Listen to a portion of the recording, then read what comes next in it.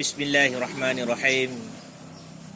Inna a'tainakal kautsar fasalli li rabbika wanhar. Inna syani'aka huwal abtar. Allah Subhanahu wa taala berfirman, Inna a'tainakal kautsar, bahwa sungguhnya kami berikan kepadamu ya Muhammad al-kautsar. Apa itu al-kautsar? Dalam tafsir Jalalain menjelaskan makna al-kautsar adalah nahrul fil jannah, satu sungai yang berada di dalam surga, yang mana air sungai tersebut yang harumnya melebihi daripada harumnya kasturi, yang mana sungai tersebut yang manisnya melebihi daripada manisnya madu, yang mana air sungai tersebut yang putihnya melebihi daripada putihnya salju. Maka berbahagialah kita mendapatkan yaitu sungai Al-Kautsar. Kemudian Allah Subhanahu wa taala melanjutkan, fasalli, maka ibadatlah kamu kepada Allah. Sembahyang tu. Yang kerja katanya udip dalam dunianya baik tua-tua sagai-sagai katanya tak sembahyang.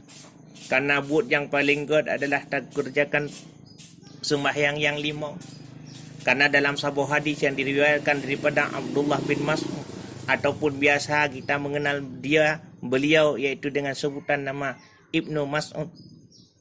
Pada suatu hari Ibnu Mas'ud menanyakan kepada baginda Rasulullah SAW. Apa yang beliau tanyakan? Sa'altu Rasulullah SAW, ya, aku bertanya kepada baginda Rasul, ya Rasulullah, ayyul amali afdalun ya Rasul, perbuatan apa yang kami kerjakan di dalam dunia ini yang paling afdal ya Rasulullah?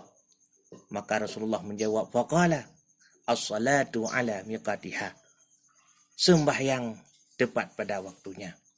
Pakon li baginda Rasul, riak jawab sembahyang yang paling afdal pada hai, kewajiban-kewajiban yang diperintahkan kepada katanya oleh Allah Subhanahu wa taala daripada rukun Islam yang 5. Na puasa, na zakat, na berangkat utanah suci, walaupun gede kalinya katanya hantu menglepah, yang kali musutur-sutur jamun hantu menglepah uap gara-gara corona.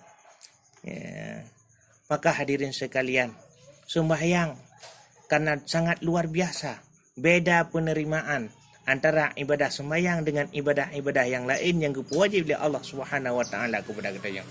Ibadah sembahyang Allah Subhanahu wa taala payah gepu Isra Mi'raj ilih baginda Rasul. Ya, mulai daripada Masjidil Haram diberangkatkan kepada Masjidil Aqsa. Dari Masjidil Aqsa gupui gede ulangit sampai teruk gede upad bak Siratil Muntaha untuk dia terima sembahyang di baginda Rasul dengan Allah Subhanahu wa taala, yaitu padu bak watenyan yaitu 50 wate.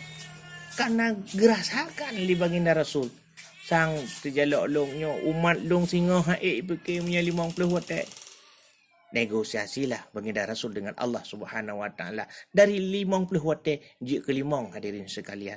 Begitu sayangnya, begitu cintanya baginda Rasul kepada kita segalaku umat-umatnya.